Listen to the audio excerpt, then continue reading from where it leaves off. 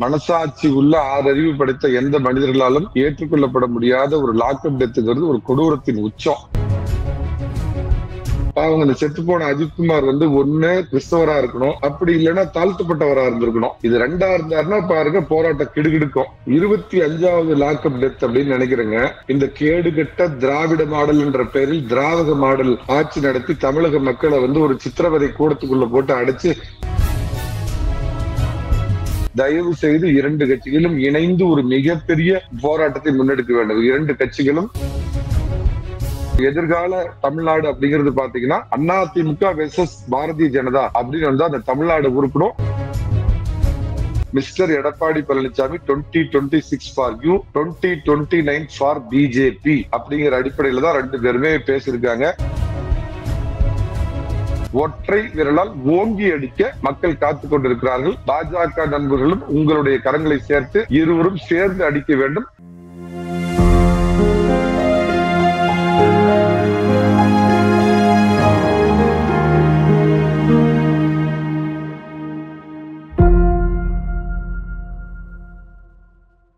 சாமானிய நேயர்களுக்கு வணக்கம். இன்றைய சிறப்பு நம்ம கூட சேலம் மணிகண்டன் அவர்கள் இணைந்திருக்கிறார். சார் வணக்கம் சார். வணக்கம் சாமானியன் சார். ஒரு லாக்அப் டெத் நடந்திருக்கு, அது ரொம்ப கிளியர் கட்டா தெரியுது. அஜித்குமார் என்ற ஒரு நபரை உங்களுக்கு தெரியும் போலீஸ் கஸ்டடியில இறந்திருக்காரு. சென்ற முறை நிறைய லாக்அப் டெத் நடுவு நடந்திருக்கு, அதை பத்தில பேசல. பட் இப்ப எலெக்ஷன் நேரம்னால அதிமுக கையில் எடுத்திருக்கிறது, எல்லா கட்சியும் கையில் எடுத்திருக்குது, எதிர்கட்சிகள் எல்லாம் கையில் எடுத்து. ஆனால் ஜெயராஜ் பெலிக்ஸ் நடந்த போது அது தமிழ்நாடு முழுக்க ஜெயராஜ் பெலிக்ஸ் சொல்லி திமுக ஒரு கேம்பெயினை ரன் பண்ணுச்சு. அதிமுகனால ஒரு தெருவுக்கு கூட வர முடியாதா சார்? அதாவது திமுக எப்படி சாவு வீட்லயும் அரசியல், நோவுலயும் அரசியல், கல்யாண வீட்லயும் அரசியல் பண்ணுதோ அந்த மாதிரி ஏன் அதிமுக அரசியல் பண்ணல நீங்க கேக்குறீங்க.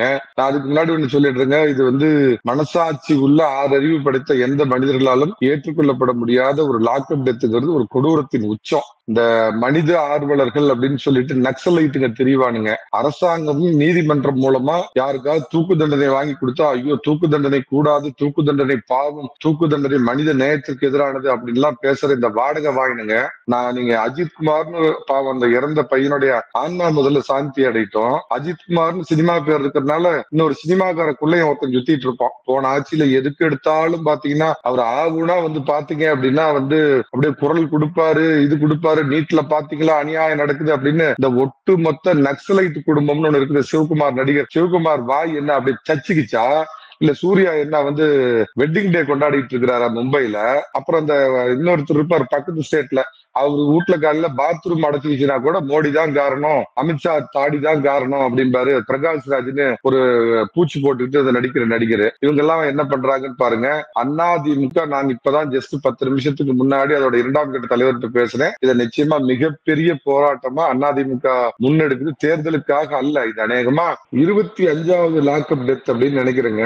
இந்த கேடுகட்ட திராவிட மாடல் என்ற பெயரில் திராவிட மாடல் ஆட்சி நடத்தி தமிழக மக்களை ஒரு சித்திரவதை கூடத்துக்குள்ள போட்டு அடைச்சு சித்திரவதை பண்ற இந்த திமுக ஆட்சியில வெறும் வாய்ச்சவடாலையும் நோட்டை வச்சுக்கிட்டு நாடகம் நடத்துறதுலயே பண நோட்டை வச்சுட்டு பண்ற இந்த திமுக ஆட்சியில மக்கள் எவ்வளவு துயரம் அடைஞ்சிட்டு இருக்கிறாங்க. சந்தி சிரிக்கிற சட்டம் ஒழுங்கு, அவங்களோட விலைவாசி பிரச்சனை இத்தனையும் இருக்கிறப்ப அதிமுக நாடகம் நடத்தாம அரசியல் பண்ணாம உள்ளபடியே அந்த பாதிக்கப்பட்ட அந்த குடும்பத்திற்கும் அந்த இறந்து போன நபருக்கும் நீதி கேட்டு ஒரு நெடும் பயணத்தை தொடங்கும்.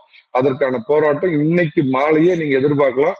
அதிமுக நான் கேள்விப்பட்டவரை அந்தந்த மாவட்ட ஆட்சியர் அலுவலகம் முன்பு ஒரு மிகப்பெரிய போராட்டத்தை முன்னெடுக்கிறதா நான் கேள்விப்பட்டேன். சோ உரிய முறையில் அவங்களுக்கு நீதி கிடைக்கிற வரைக்கும் அதிமுக அரசியலுக்காக அல்ல, நிச்சயமா போராடும். அதே மாதிரி அதிமுகவுடைய மரியாதைக்குரிய பொதுச் செயலாளர் திரு எடப்பாடி பழனிசாமி அவர்களுக்கும் தேசிய திராவிட மாப்பிள்ளை எங்க பாஜகவுடைய மாநில தலைவர் நயினார் நாகேந்திரன் அவர்களுக்கும் நான் வைக்கிற ஒரு அதிமுக பாஜக இருக்கணும் அப்படிங்கிற அந்த ஆதரவாளர் அப்படிங்கிற அடிப்படையில நாட்டுக்கு மோடி ஸ்டேட்டுக்கு எடப்பாடின்னு பேசுற ஒரு ஆதரவாளர் முகமூடி எல்லாம் போட்டுக்கிட்டு நான் அரசியல் விமர்சகர், நடுநிலையாளர், பத்திரிகையாளர் எல்லாமே என்னுடைய ஆதரவுகளை வெளிப்படையா சொல்றவங்கிற வரையில கேட்கிறேன்.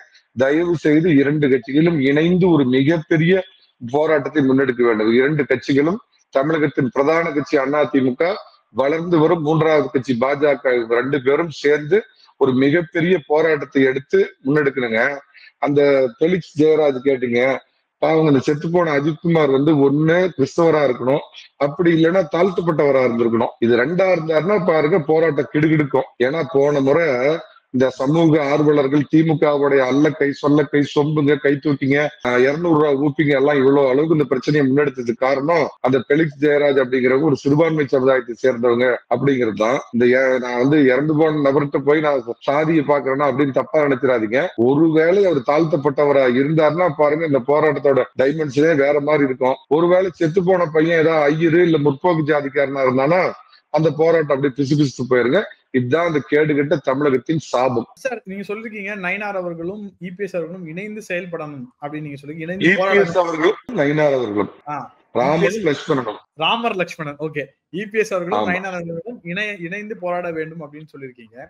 பட் அதற்கான சமிக்கைகள் இருக்குன்னு நினைக்கிறீங்க களத்துல? ஏன்னா இன்னைக்கு கூட வந்து நயினார் அவர்கள் தனியா ட்வீட் போட்டிருக்காங்க, இபிஎஸ் அவர்கள் தனியா ட்வீட் போட்டிருக்காங்க. இன்னைக்கு காலையில நேத்தி அமித்ஷா சொன்னதுக்கு ஆப்போசிட்டா இபிஎஸ் ஒன்று சொல்லியிருக்காரு, இந்த மாதிரி வந்து நாங்க தனி பெருமையை நாங்க ஆட்சி பண்ணுவோம், நாங்க தான் ஆட்சி பண்ணுவோம் அப்படின்றத சொல்லியிருக்காங்க. சோ மச் கன்ஃபியூஷன் ஆச்சு சார் இதுல.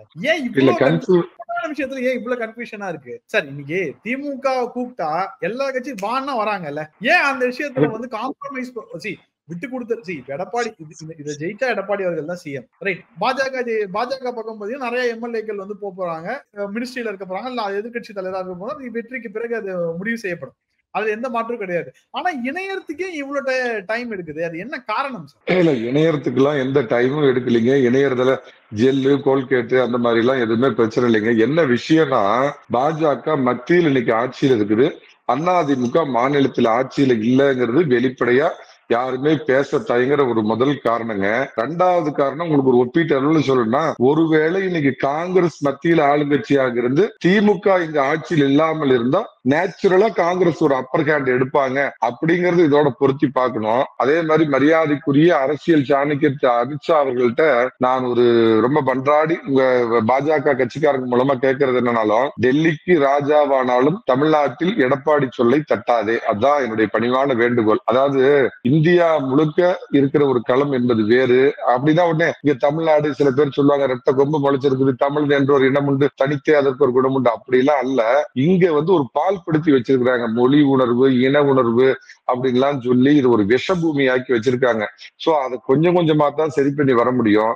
இங்க தமிழகத்துல இது வரைக்கும் கூட்டணி மந்திரி சபை அப்படிங்கிறது பரிச்சார்த்த அடிப்படையில இது வரைக்கும் யாருமே எந்த மாநில திராவிட கட்சிகளும் அதை முன்னெடுத்தது இல்லை. அப்படிங்கிறப்ப நாம ஒரு கூட்டணி மந்திரி சபை அப்படின்னு சொன்னோம் அப்படின்னாவே அது அதிமுக தொண்டர்கள் மத்தியில ஒரு சுணக்கத்தை ஏற்படுத்த சில அதுல வந்து பாசிட்டிவான விஷயமும் இருக்குது. நான் வேற ஒரு டிவியில சொன்னப்ப ஒருவேளை திரு எடப்பாடி பழனிசாமி அது ஒத்துக்கிட்டாருன்னா திரு அமித்ஷா அவர்கள் எதிர்த்தரப்பு கூட்டணியில் உள்ள கட்சிகளுக்கு அடிச்சு ஆட்டோபாம் இது அடிச்சு ஆபரேஷன் லோக்கல் செந்தூர் அப்படின்னு நான் சொல்லியிருந்தேன். ஆனால் வந்து அது அதிமுக தொண்டர்கள் மத்தியில ஒரு சுணக்கத்தை ஏற்படுத்துங்கிறத விட பாத்தீங்களா பாஜக புறவாசல் வழியா புலக்கடை வழியா கக்கூஸ் வழியா பின்னாடி வழியா ஆட்சிக்கு வர முயற்சி பண்றாங்கன்னு ஒரு பெரிய அளவுல பிரச்சாரம் பண்ணுவாங்க. என்னுடைய கணிப்பு இன்னைக்கு இந்த இருக்கிற அதிமுக பாஜக இந்த கூட்டணியே நிச்சயமா ஒரு 140 150 சீட்டுகள் உறுதியா ஜெயிக்கக்கூடிய அளவுல பலமா இருக்கிறாங்க. அதாவது இந்த ரெண்டு பேரும் யாரை வணங்கணும் அப்படின்னா திராவிட மாடல் ஆட்சி கொடுத்த ஸ்டாலினை வணங்கணும். ஏன்னா அந்த அளவுக்கு 2011 அவங்க அப்பா ஆட்சி காலத்துல அடிச்சதோட ஒரு எதிர்ப்பு சுனாமியால அடிக்குதுங்க. இது முதல் விஷயம். ரெண்டாவது விஷயம் என்ன அப்படின்னு கேட்டீங்கன்னா, இந்த தயவு செய்து பாஜக வந்து இந்த கூட்டணி மந்திரி சபை அப்படிங்கறத அதை பேசுறதை கொஞ்சம் தவிர்க்கிறது இந்த கூட்டணிக்கு நான் நல்லது அப்படின்னு நினைக்கிறேன். ஏன்னா தமிழ்நாட்டு களம் நான் சொன்ன மாதிரி வேற மாதிரி இருக்கிறப்ப நீங்க வந்து எந்த இடத்துல எப்படி பாஜக அந்தந்த மாநிலத்துக்கு ஏற்றவாறு அந்த ஒரு விஷயத்தை முன்னெடுக்குது, அதுக்கு தகுந்த மாதிரி அரசியல் பண்ணதோ தமிழ்நாட்டுல இப்போதைக்கு அந்த கூட்டணி அப்படிங்கிற பேச்சை வந்து தள்ளி வைக்கிறது நல்லது. திரு எடப்பாடி பழனிசாமி சொன்ன மாதிரி தனித்து ஆட்சி அமைப்போம் அப்படின்னு போறதுதான் நல்லது. பாஜக ஒரு வளர்ந்து வரும் கட்சி, மைல்ஸ் டு கோ. நிச்சயமா எதிர்காலத்துல நான் காண்ற கனவு, என்னுடைய ஆசை 2026 திமுக வேரோடும் வேரடி மண்ணோடும் எப்படி காங்கிரஸ் ஒரு காலத்துல இருந்த தமிழ்நாட்டுல காங்கிரஸ் அழிச்சு ஒழிச்சாங்களோ திமுக அழிச்சு ஒளிஞ்சு போகணும். தமிழ்நாட்டுல அதிமுக என்ற தேசிய நலனில் அக்கறை உள்ள பிராந்திய திராவிட கட்சியா அதிமுக இருக்கணும். அதற்கு மாற்றா தேசிய கட்சி பாஜக. சோ எதிர்கால தமிழ்நாடு அப்படிங்கிறது பாத்தீங்கன்னா அதிமுக வெர்சஸ் பாரதிய ஜனதா அப்படின்னு வந்து அந்த தமிழ்நாடு உருப்படும். இதை தயவு செஞ்சு டெல்லி பாஜக உணர்ந்து கொண்டு அதற்கு ஏற்ற மாதிரி திரு எடப்பாடி பழனிசாமி அவர்களுக்கு ஒத்துழைப்பு தர வேண்டும். சார், டெல்லி பாஜக இதுவரையும் எடப்பாடி பழனிசாமி அவர்களுக்கு இந்த கூட்டணி அனௌன்ஸ் பண்ணதுல இருந்து எல்லா ஒற்றுமையும் கொடுத்துட்டு தான் இருக்காங்க. பட் பாஜக இதுல இருந்து இந்த ஆட்சியில இடம்பெற வேண்டும் நினைக்கிறது வந்து பாஜக உரிமை தானே, இது அவங்களோட உரிமை தானே, அதை நீங்க எப்படி வந்து கேட்காதீங்கன்னு சொல்லலாம்? இல்ல, உரிமைன்னு எப்படி தம்பி சொல்ல முடியும்? அதாவது போன முறையில வந்து 11% பாஜக தனித்து ஓட்டு வாங்கியிருக்குதுன்னா அது மோடி அவர்கள் பிரதமராக வேண்டும் என்று விழுந்த பாசிட்டிவ் ஓட்டு. அதுல சில பிரபலமானவர்கள் வந்து பாத்தீங்கன்னா தாமரையில் என்ன ஓட்டை கழிச்சிட்டு பாத்தீங்கன்னா உறுதியா பாஜகவிற்கு ஒரு 8% ஓட்டு இருக்குது. நான் என்ன சொல்றேன்னா, சூட்சுமமா ஒரு வார்த்தை, சூசகமா ஒரு வார்த்தை சொல்றேன் தம்பி. கல்யாண பேச்சுவார்த்தை நடக்கிறப்ப ஹால்ல உட்கார்ந்து பேசுறப்ப மனைவீட்டார் என்ன சொல்லுவாங்க அப்படின்னா, எனக்கு எது டவுரி எல்லாம் வேண்டாங்க, எனக்கு எந்த இது வேண்டாம், பொண்ணை கட்டின சேலையோட அனுப்பிச்சு விடுங்க, நான் நல்லபடியா வச்சு காப்பாத்திக்குவேன் அப்படின்னு சொல்லுவாரு. அதைத்தான் ஹால்ல பேசணும். தனியா பார்த்து பேசுறப்ப உங்க டிமாண்ட் பேசலாம ஒழிய பொது வெளியில் பேசுவது, தனியாக பேசுவது அப்படிங்கிறது ஒண்ணு இருக்குது. ரெண்டாவது, தேர்தல் முடிவுகள் வரணும். பாஜக வந்து 2014லயும் 2019லயும் அறுதி பெரும்பான்மை பெற்ற போது கூட மத்தியில வந்து அவங்களை நம்பி வந்த கூட்டணி கட்சிக்கு அவங்க வந்து மந்திரி சபையில் இடம் கொடுத்தாங்கிறது அது மத்திய பார்வை. ஆனா மாநிலத்துக்கு அப்படிங்கிற ஒரு பிரத்யேக பார்வை இருக்கிறப்ப தேர்தல் வரட்டும், முதல் நாம வெற்றி பெறுவோம், வெற்றி பெற்றதுக்கு பின்பு அதை பற்றி பேசுவோம். இது அதற்கான உகந்த நேரம் அல்ல. எந்த விதத்திலையும் இந்த ரெண்டு கட்சியும் இன்னைக்கு சேர்ந்திருக்கிறது தமிழகத்தின் தேவை. அதனாலதான் பிடிவாதமாக இருந்த திரு எடப்பாடி பழனிசாமி அவர்கள் அவரும் ஒருபடி கீழே இறங்கி வந்து பேசியிருக்கார். முதல் மீட்டிங்ல மரியாதைக்குரிய உள்துறை அமைச்சருக்கும் திரு எடப்பாடி பழனிசாமி அவர்கள் பேசுறதுக்கும் ரெண்டு பேரும் ஒன் லைன்ல எதுல ஒத்து போனாங்கன்னா, mister Edappadi Palaniswami 2026 for you, 2029 for BJP அப்படிங்கிற அடிப்படையில தான் ரெண்டு பேருமே பேசியிருக்காங்க.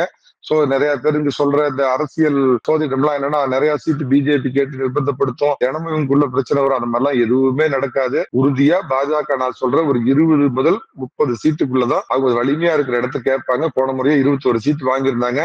அவங்களுக்கு வலிமையா இருக்கிற தொகுதியை பார்த்து திரு எடப்பாடி பழனிசாமி அவர்களும் இது பண்ணுவார். என்னன்னா, இந்த ஒரு முதல்ல ரெண்டு பேரும் சேர்ந்து சில ஆர்ப்பாட்டம் போராட்டங்களை பண்ணணும் அப்படிங்கிறது என்னுடைய ஒரு உடனடி ஆசை. அது வெகு விரைவில் ஈடேறும் நினைக்கிறேன். ரெண்டு தலைவர்களும் திரு எடப்பாடி பழனிசாமி இங்க இருந்து போன திராவிட தேசிய மாப்பிள்ளை நயினா நாகேந்திரன் ஒண்ணு சேர்றப்ப அந்த உண்மையாலுமே ஒரு ரெண்டு பேத்துக்கு ஒரு நட்பும் ஒரு சகோதரத்துவமும் கூடும்.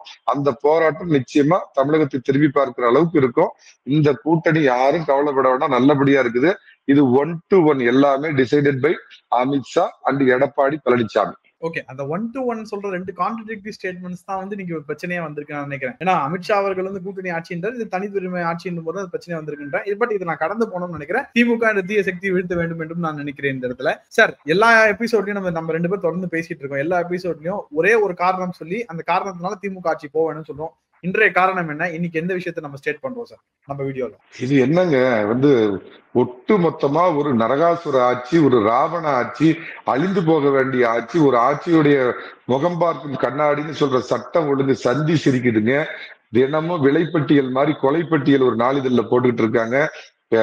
அதாவது இந்த டிவியில பேசிட்டு நீங்க இன்னைக்கு பத்திரமா ஊருக்கு போவீங்களா அப்படிங்கிறது உங்க தலையெழுத்து, நான் பேசிட்டு பத்திரமா நாளை காலையில கண்விழிப்பனாங்கிறது என் தலையில எழுதியிருக்குதுங்கிற அளவுக்கு ஒரு பாதுகாப்பற்ற, நிச்சயமற்ற கொலை, கொள்ளை, கற்பழிப்பு, போதை மருந்து கடத்தல், எல்லாத்துக்கும் மேல பாத்தீங்க அப்படின்னா துணை முதலமைச்சருக்கு ஒரு நண்பனா இருக்கிறவங்களாம் 400 கோடியில பங்களா கட்டுறான் அப்படிங்கிற அளவுக்கு ஊழல் மலிஞ்சு போயிருக்குது. எல்லா துறைகளிலும் படுதோல்வி. சட்ட ஒழுங்குல குறிப்பா பாத்தீங்கன்னா சாதாரண மக்களே சொல்லுவாங்க, அதிமுக ஆட்சியிலனா சட்டம் ஒழுங்கும் என் பாதுகாப்புக்கும் எந்த பிரச்சனையும் இல்லை அப்படின்னு. ஆனா இன்னைக்கு ரோட்ல இறங்கி நடமாடுறதுக்கே பயப்படக்கூடிய ஒரு சாமானியன் பயப்படுற அளவுக்கு இன்னைக்கு சட்டம் ஒழுங்குலாம் இருக்குது. இது அரபிக்கடலில் தூக்கி எறிய வேண்டிய ஒரு கட்சி திமுக. இந்த தோல்விங்கிறது நிச்சயமா ஏதோ ஒரு சாதாரண தோல்வி, ஒரு சிம்பிள் மெஜாரிட்டி பெற்றது அதிமுக தேசிய ஜனநாயக கூட்டணின்னு இல்லாம ஒரு மிகப்பெரிய லேண்ட்ஸ்லைடு வெற்றியை இவங்க வந்து பெற்று இந்த திமுகவை அரபிக்கடலில் தூக்கி எறிய வேண்டும். அதோடு திமுக அழித்து ஒழித்து எரியப்பட வேண்டும். தமிழ்நாடு என்றும் தேசியத்தை உள்ளடக்கிய திராவிட பார்வை கொண்ட ஒரு நாடு அப்படிங்கிற அந்த இதை அவங்க வந்து இது பண்ணணும். இது என்னைக்குமே ஆன்மீக பூமி, தேசியத்தை நம்பும் பூமி. அதே சமயத்தில் அந்த சுயசார்பு அப்படின்னு சொல்ற சில மாநில சுயாட்சின்னு கூட நான் சொல்ல மாட்டேன், அந்த வார்த்தை மோசமான வார்த்தை. சில மாநில கொள்கைகளை கொண்ட ஒரு இதா உருவாகிறத அதிமுக முன்னெடுக்கும் நான் நம்புறேன். நிச்சயமா ஒரு மிகப்பெரிய வெற்றி பெறும். அதிமுக மிகப்பெரிய வெற்றி பெறும் அப்படிங்கிறத காட்டிலும் திமுக படுதோல்வி அடைந்து கேஜ்ரிவால் எப்படி ஒரு தேச துரோகி, ஒரு நக்சலை தூக்கி எறியப்பட்டாரோ அந்த மாதிரி காலகாலமா எதிர்கட்சியா இருக்கிறப்ப நேரடியா பிரிவினைவாதமும், ஆளுங்கட்சியா இருக்கிறப்ப மறைமுகமா பிரிவினைவாதம் பேசக்கூடிய இந்த டிஎன்ஏவே தப்பா பிறந்த ஈவேராவ அடிவழி பிறந்த சுதந்திரம் ஒரு கருப்பு நாள், சுதந்திரம் எங்களுக்கு வேண்டாம், வெள்ளக்கார துறைகளை நீங்களே ஆட்சி நடத்துங்க அப்படின்னு சொன்ன இந்த திமுகவோட அஸ்தமனம் 2026 ஏற்படும் நான் நம்புறேன். 7.5 இல்லாத 4.5 ஆண்டு நல்லாட்சி கொடுத்த எடப்பாடி பழனிசாமி வேண்டுமா, திராவிட மாடல் என்ற பெயரில் திராவிட மாடல் ஆட்சி கொடுத்த ஸ்டாலின் வேண்டுமா அப்படிங்கிறதுக்கு ஒற்றை விரலால் ஓங்கி அடிக்க மக்கள் காத்துக் கொண்டிருக்கிறார்கள். பாஜக நண்பர்களும் உங்களுடைய கரங்களை சேர்த்து இருவரும் சேர்ந்து அடிக்க வேண்டும். இந்த திமுகவை அரபிக்கடலில் தூக்கி எறிய வேண்டும். சார், உங்கள் பார்வைக்கு ரொம்ப நன்றி சார். Thank you very much. சாமானிய டிவி மூலமா சாமானிய மக்களை சந்திப்பதற்கு எனக்கு ஒரு வாய்ப்பு கொடுத்த சாமானிய நாகராஜுக்கு இந்த சாமானியனும் நன்றி.